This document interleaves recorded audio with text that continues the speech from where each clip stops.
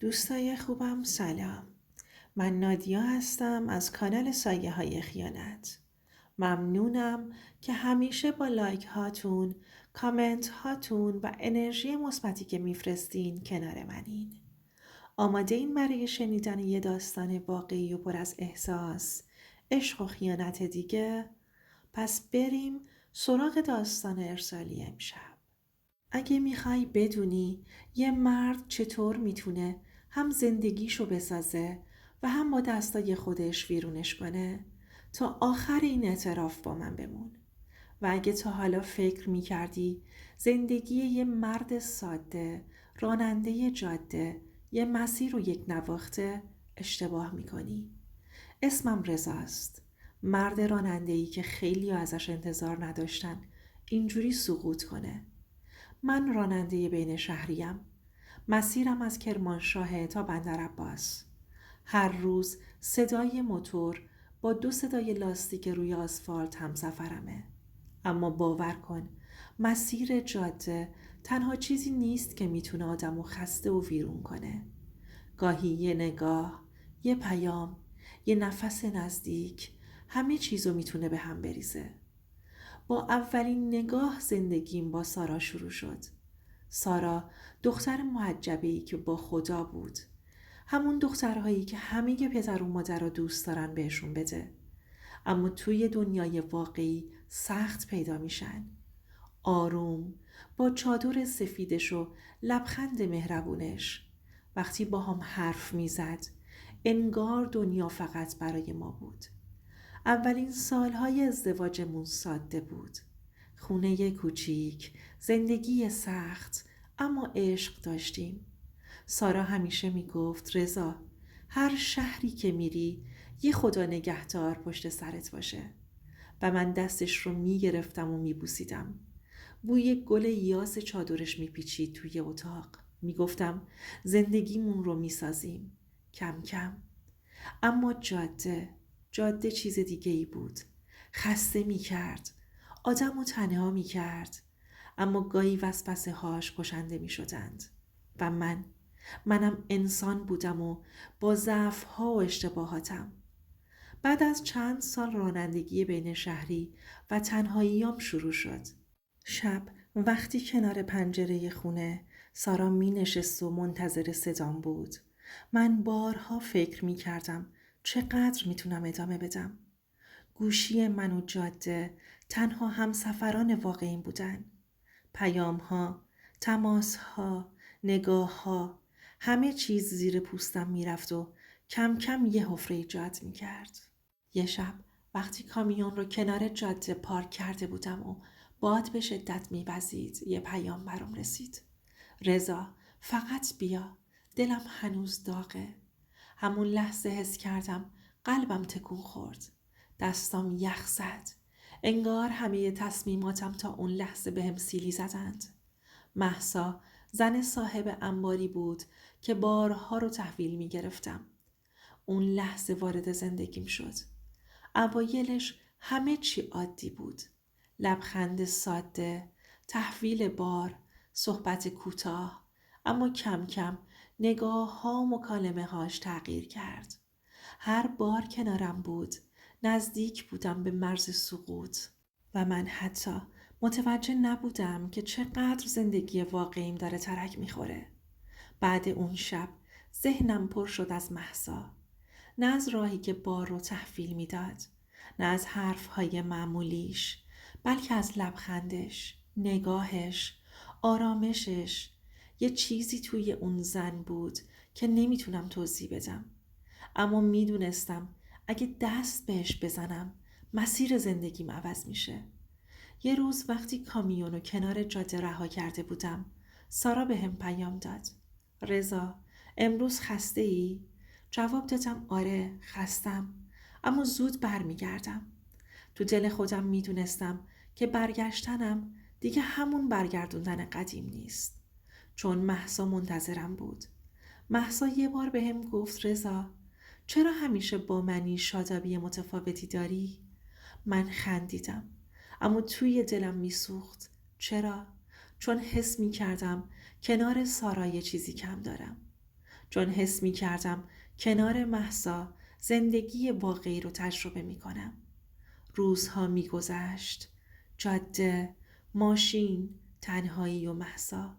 وقتی کنارم بود، حتی صدای نفس کشیدنش، لرزش دستش، نگاه کردن به من، همه چی مثل برق بود. اما وقتی سارا پیام میداد یا زنگ میزد، دلم به هزار تیکه میرفت. دست خودم نبود. احساس گناه و هیجان همزمان بدنم و قلبم رو میسوزوند. یه بعد از ظهر توی انبار وقتی بار رو تحویل داده بودم، مهسا نزدیک شد بهم و گفت رضا، یه دقیقه فقط با من باش. همون لحظه همه چیز روی من تأثیر گذاشت. دستش نزدیک دستم شد. فقط یه بند انگشت فاصله.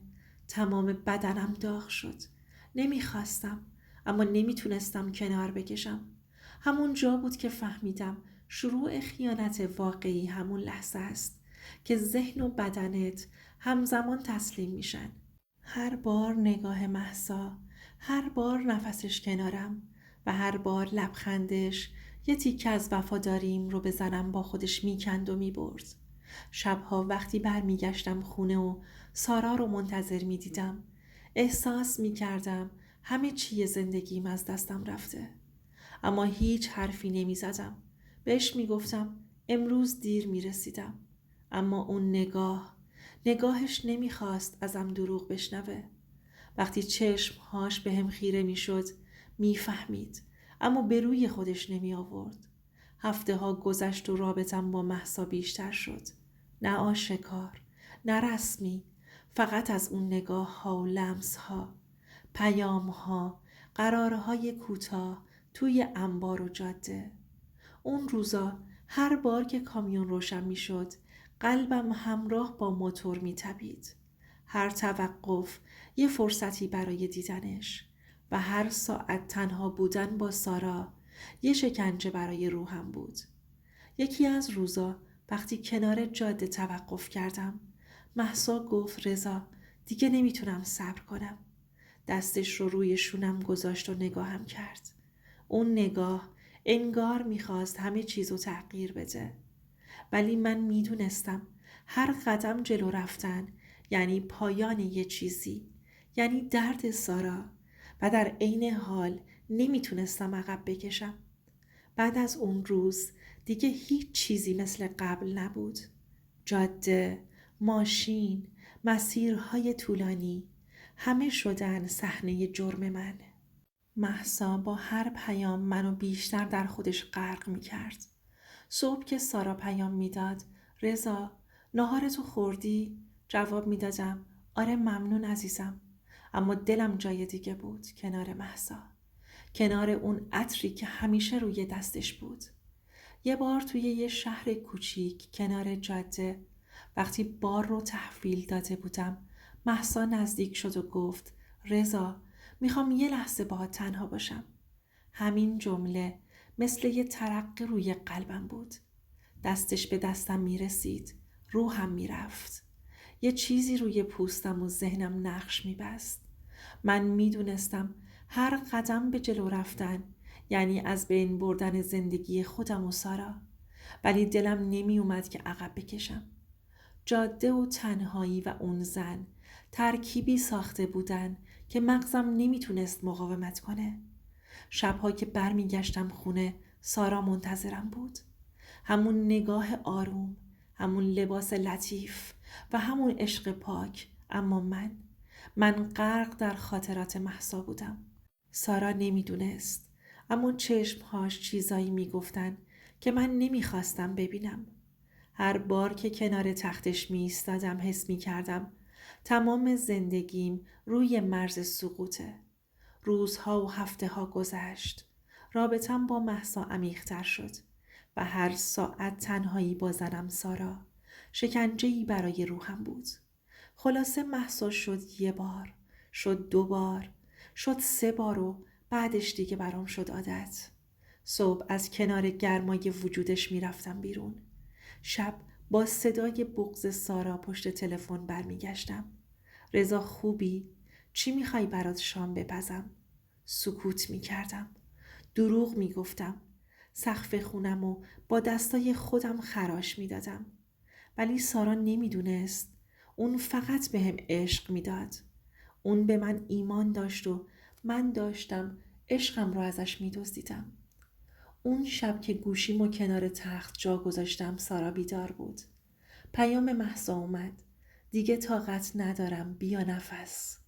سارا پیام رو دیده بود. نه صدام زد، نه فریاد کرد. فقط سکوتش منو کشت. وقتی برگشتم خونه تا گوشیمو بردارم، دیدم روی تخت نشسته. چشماش خشک شده بود. خیره به من. گفت رضا چند وقته؟ تنم لرزید. زبونم قفل کرده بود. هیچ بهونه‌ای نداشتم. فقط گفت خستم. 4 سال چادرم رو جلوی آفتاب خشک کردم تا باهات بسازم. اما تو رفتی زیر سایه یکی دیگه و همون لحظه لباساش رو جمع کرد و رفت. روز جداییمون امضای طلاق مثل امضای مرگ بود. سارا لبخندی زد و گفت رضا خدا شاهد باشه به اندازه راه‌های جاده ها دوست داشتم، ولی دیگه نمیتونم پشتت بمونم. اون روز فهمیدم زن وقتی میمونه دلیل داره و وقتی میره دیگه بر نمیگرده. مهسا همون هفته با راننده بعدی گرم شد. من مونده بودم با یه زندگی سوخته و از دست رفته و جاده هایی که هر چی میرم تموم نمیشن. الان که دارم اینا رو بهتون میگم، تو کامیون رو صندلی نشستم. تو یکی از محله های شهر کرد.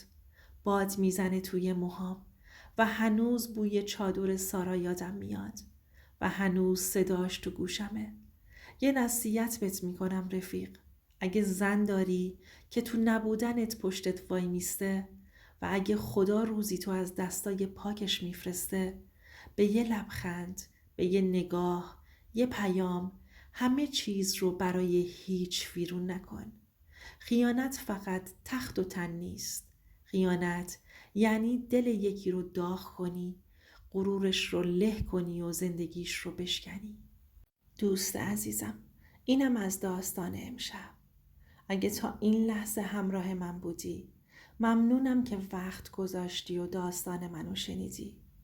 اگه این روایت برات تلخ، واقعی یا قابل لمس بود و دوست داری داستانهای بیشتری از این جنس بشنوی، لطفاً سابسکرایب کن.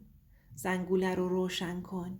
لایک کن و حتما نظرتو توی کامنت ها بنویس و بهم بگو. اگر جای سارا بودی چه واکنشی نشون میدادی؟ منتظر نظرت هستم.